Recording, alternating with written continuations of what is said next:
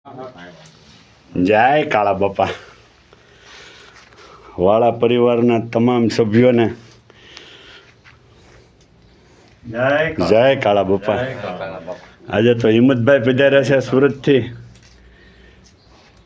જીતુભાઈ જયંતભાઈ રાજુલાથી જય કાળા બાપા, અને ત્રિભુવનભાઈ પધાર્યા છે અને એ દાદા વિશે થોડીક આપણને માહિતી આપશે।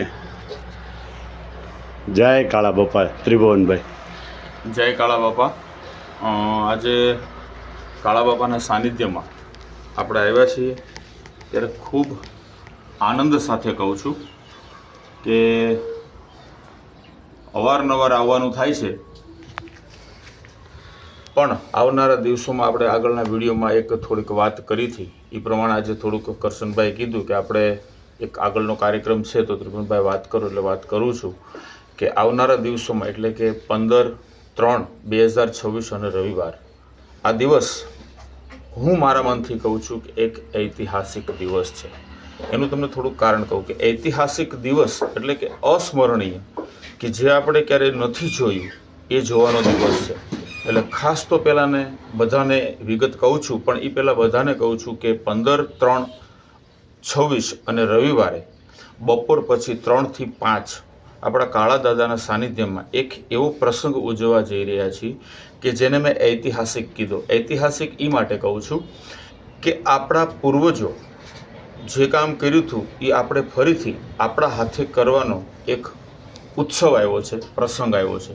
કારણ કે આ જે કામ કરવા જઈ રહ્યા છીએ આપણા પૂર્વજોએ કર્યું હતું, ત્યાર પછીથી અત્યારે આપણા પરિવાર વાળા પરિવારમાં જે કોઈ પણ હશે એને કોઈએ જોયું નહીં હોય એવું કાર્ય, એટલે કે દાદાના જીર્ણોદ્ધાર માટે દાદાની ખાંભી આપણે જીર્ણોદ્ધાર કરીએ છીએ એટલે સમય પ્રમાણે એના અનુશાસન પ્રમાણે દાદાની ખાંભી આપણે ઉપર લેવા જઈ રહ્યા છીએ।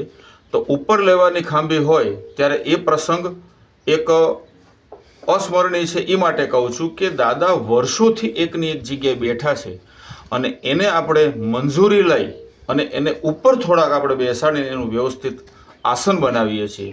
પણ એક ટૂંકમાં વાત કરું કે જ્યારે દાદાની ખાંભી આવા પૂર્વજોને આપણે કંઈક હલનચલન થતું હોય ત્યારે કંઈક અવનવું હોય છે, સમયમાં પણ કંઈક ફરક લાગે છે આપણને।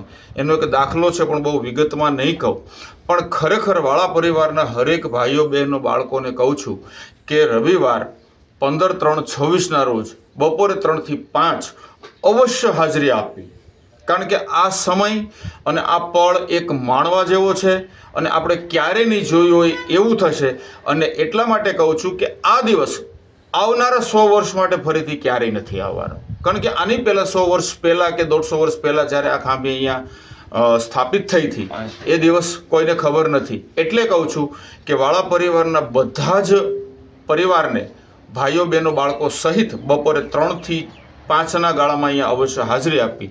અને બીજું કે આ દિવસ નિમિત્તે અહીંયા એક યજ્ઞનું પણ આયોજન થાય છે, બ્રાહ્મણોના મંત્રોચ્ચારથી આખો દિવસ યજ્ઞનું આયોજન છે। પણ સવારથી આપણે આવવું બહુ જરૂરી નથી, ફ્રી હોય તો આવી શકો છો। અને બહારગામથી જે મહેમાનો આવ્યા હશે એને પણ ચિંતા કરવાની જરૂર નથી, આપણે અહીંયા બપોરે 5-25-50 લોકોનું ભોજન પણ વ્યવસ્થા કરી દઈશું। પણ બપોરે 3 થી 5ના ગાળામાં વાળા પરિવારના તમામ ભાઈઓ બહેનો બાળકો અહીંયા અવશ્ય પધારે અને આ ઐતિહાસિક ક્ષણને આપણે નજરો નજર નિહાળીએ। જય કાળા બાપા। જય